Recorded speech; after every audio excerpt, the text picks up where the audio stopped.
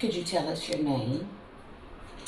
I am Marilyn Rose Stewart Piper Riley.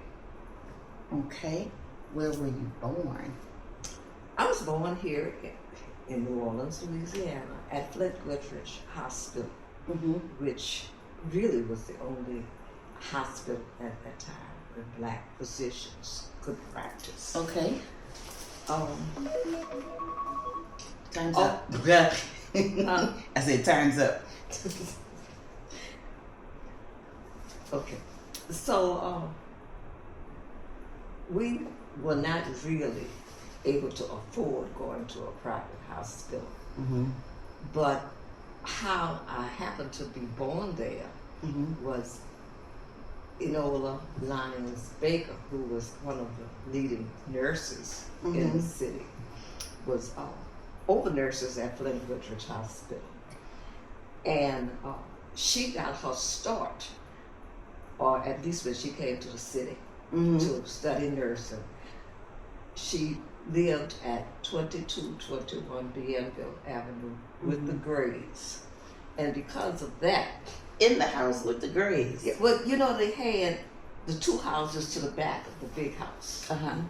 So she was there. I don't know exactly which one she lived in, but she was there. And she maintained a close relationship with the Grays. So when Sacramento got pregnant and wanted prenatal care, she recommended her, pulled strings in fact, to get her into Flint Goodrich Hospital. So she went on to practice medicine long time thereafter getting her start with the Grays. That's right, she sure did, and made a name for herself. In fact, you can find information on her at the Amistad Research Center at Tulane. That is awesome. So when she maintained the relationship with the family, did y'all like invite her over to do different things, or how did she have an impact on the family? Well, whenever she wanted to, or whenever we were having something, she knew she was always welcome and she would come. We made close enough contact when I, many years later, back in 1963, went to Tulane University. She wrote one of my letters of reference to the school. That's awesome. So you finished from Tulane. Was that for your bachelor's or your master's? No, that was for my master's degree. Where'd you get your master's in? Social work. I I got an MSW. And I guess that's an interesting story with degrees. Okay. All of that happened. But I guess the interesting part about being born at Flint Goodrich, I was delivered by Dr. Thelma Coffey Boutique. And you really didn't have black female physicians at that time. So that was a rarity. So that was a rarity. And interestingly enough, many years later, that she delivered me, she also delivered two of my children, Alan and Elise. Oh, well, that's a full circle moment. That's a full circle. So tell me, who are your parents and your grandparents, and what do you remember about them? My parents are Sacramento Grace Stewart and Anderson Clarence Stewart. Grandparents on Sacramento side was Mariah Clark Gray and James Gray. Grandparents on Anderson side was Hattie Sterling Stewart and Anderson Daniel Stewart. I didn't get to know Anderson Daniel Stewart, but knew Hattie Stewart very well because we lived in the same house with her. So did y'all live close to the house on Bienville? Oh, very close. I guess about 2 blocks. In fact, interestingly enough, at that time, most of those sisters, the Gray sisters, lived within a 10-block radius of each other. So there was constant visits. So what do you remember most about Mama Gray and Papa Gray? Mama Gray tended to be rather solemn or rigid or strict or whatever you call it. But Papa Gray was fun-loving. And I think I was one of his favorites. but it's funny. I remember him having real puffy cheeks and a bald head. And I remember climbing on his lap when he'd say, "Give Papa a pinch kiss." At times that I would pinch those cheeks and kiss him. And after I got old, I realized that was gross because he because he chewed tobacco. That was gross. You know, but I guess as a small child, I didn't.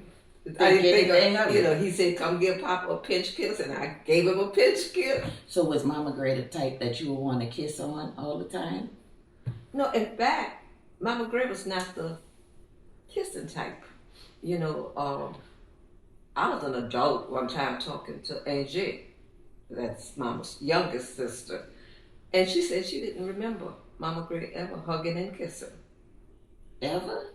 This is what AJ said, you know, that she did. She didn't show that kind of affection. But she showed love. Yeah, she loved him, but she wasn't the huggy, kissy type. Okay, I could get that. Let's see what we have next. So, can you describe your childhood home and how'd you get there? Well, my childhood, it was a close knit family. You know, and I talked about the Grays living within the 10-block radius. So Stewarts were kind of close too. But although Donald and I had the privilege of cousins by the dozens on the Gray side, and we had a lot of interaction with those cousins. But at the same time, we were the only grandchildren in the Stewart side, so that made y'all a little bit more special. We were special.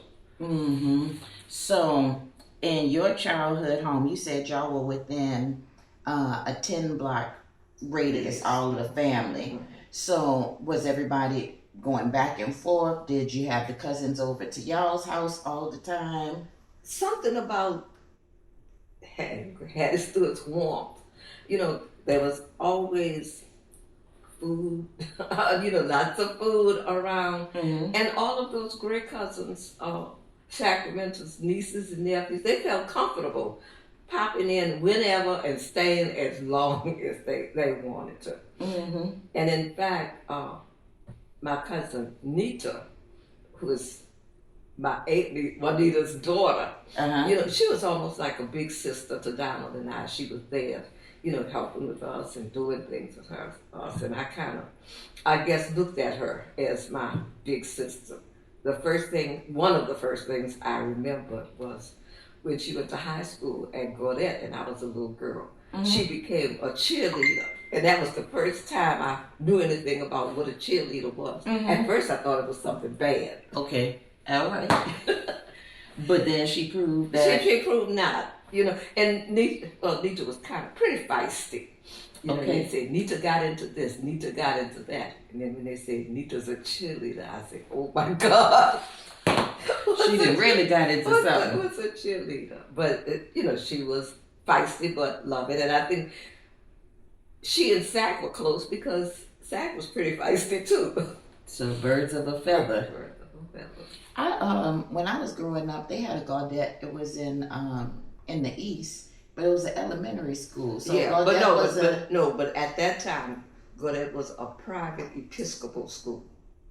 You know, and it was located. You know, I don't know if there was a Swagman out on Old Gentilly Road. That's the area, you know, that it was in. How was she getting down to school? On a bus. You know, in fact, she went to Gaudet. My cousin Sidney, Aunt Mary's son, went to Gaudet.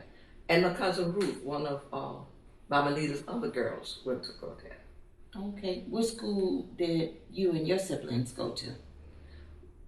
We started out at McDonald 37, and which only went to the 3rd grade.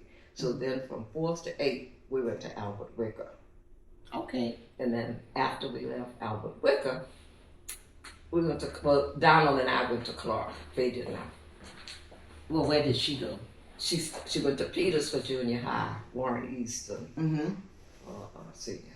So was Wicker, like, when I used to go visit Grandma and Grandpa, Wicker was right across the street. So but it wasn't when we went. McDonald 37 was right across the street. and Wicker was several blocks down on the corner of Bienville and Germany. Okay. Well, what is that building now? I think it's a parking lot, if I'm if I'm not mistaken. Okay. All right. But at one time, and I was like the youngest of the older cousins. So, but at one time with the older cousins, they had lots of first cousins right at Wicker School at the same time. That's what I was just getting ready to ask, because if everybody stayed in the same area, y'all had to have gone to the same schools. Pretty much. So did they go to the, like, let's say everybody's in high school at the same time. So who all would have been finishing? That didn't work like that because there was no clock when the older cousins went to school. So when the older cousins, what did they do? They went to either McDonald 35, which was up on South Rampart Street, or they went to Booker Washington. Okay. You know, but Clark was the first school for what they call colored children on our side of Canal Street. Okay. You know, so we were among the first to go over there. Okay. Well, let's see what else we have in our pot of questions. And then we'll take our break after this one. What family traditions were most important to you growing up?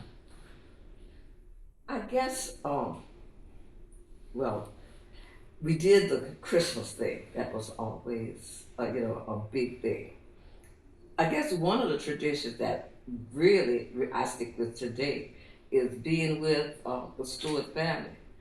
Even though we all didn't live in the same house, it was close enough that my daddy's brother and sister came by for coffee every morning. Okay. So I know with my mama, every morning she had to have a cup of coffee and a piece of toast. Is that something that y'all all grew up with? Yeah, well, yeah, we grew up with that because I remember waking up to the smell of coffee brewing as a small child. And I don't know if my mama would want me to tell you this, but but it was the coffee every morning. And when I guess it was like in the second grade, and they were asking about wholesome breakfasts and what you have, and I guess you would have to know a certain mannerism that those great girls had. So because of that, my teacher, Myra Hayward, asked, "Oh, Marilyn, what did you have for breakfast this morning?" And I said, "Coffee and bread." So when I got home, as usual, Zach always asked about what did we do, what did we learn at school. So I told her the teacher wanted to, so she said, "Well, what did you tell her?" I said, "Coffee and bread." And Zach said, "Why couldn't you have said cereal or pancakes or something?" Yeah, but I said, I told her what I actually had. So back then, was it acceptable or normal for children to have coffee, or that was just in y'all's house? No, I guess in a lot of houses. And recently, I became familiar with the song "Drinking from My Saucer," and it was about blessings overflowing, but I could remember, the coffee cups on the saucer, and it would spill over into the saucer and getting a sip from that saucer. So that's how kids started. They were introduced with just the overflow. Well, that's the way the Stewart children started, because of course, I guess we lived in two worlds that we got off, because the Grays never would. In fact, I don't even think Mama Gray drank coffee. There was something called Postum or something, but it was a decaffeinated something. Postum? Postum. But we didn't drink the coffee over there. Mama Gray always believed in healthy eating, which brings me to another interesting thing, because we go over to the Grays as usual, and Mama Gray would set the table with all of this healthy, fine food. I couldn't wait to get back to Conchai Street, on a Sunday, because you always knew you would, no matter what else, you were gonna have chicken and big macaroni and potatoes. What was the ideal healthy meal at the Gray House? I could remember not liking Brussels sprouts. Do you like them now? Nope. What if they had bacon in it? It probably would have been better. But that wasn't how she was cooking it. No pork at all. Why no pork? Well, in Seventh-day Adventists, you don't eat pork. Okay. Well, I didn't do 7-day Adventists, but a lot of the sisters were 7-day Adventists, or who was 7-day Adventists? There were 5 of the 7 girls were 7-day Adventists, and they became Adventists at different times. Mm-hmm. But the Adventists was Anita, and Mary, and B, and Irma, and Sat. Okay. So Eliza never did. And I think AJ said she took a stab at it, and when they wanted her to take off her earrings and her wedding band. That was a no-go. That was a no-go. See, I love learning all of this information. Let's see what we got. Okay, if I could, this is another little thing I thought was interesting about Papa Gray. He was a character, okay, fun-loving and everything.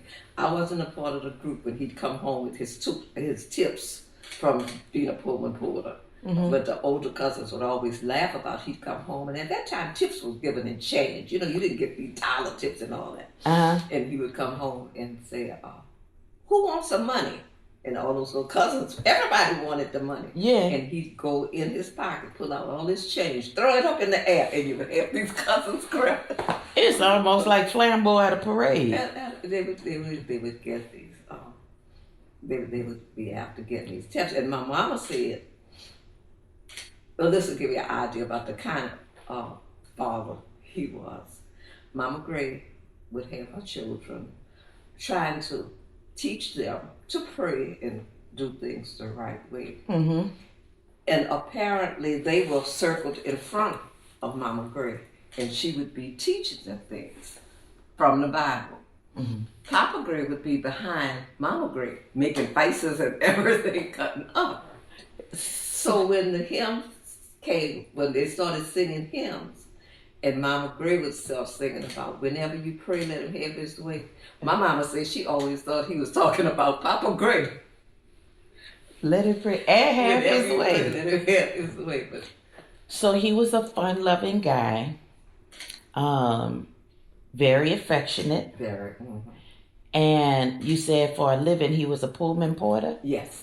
So was he gone all the time, or how often was he home? How often was he gone? I don't know the exact time, but he was gone a lot, And I do remember, I don't remember, but my mama said, that whatever was going on, he was kind of stranded in California at the time she was born. And that's how she got the name Sacramento. So he was stranded in Sacramento. And that's how she got the name Sacramento. Interesting. And then I'm imagining that Aunt Jay got her name because that was a last-ditch effort to get another James. Another James. And in fact, I don't even know if Aunt Jay said it much to Sheila and Gary, but her name was actually James, and then that you know how they do girls with that name, and she remembered, or she told us about having this big hoorah with one of her teachers who would insist on calling her just James. She said, "My name is James," but this, on her thing it was just James. So she said, had this teacher they called her just James. That's cute.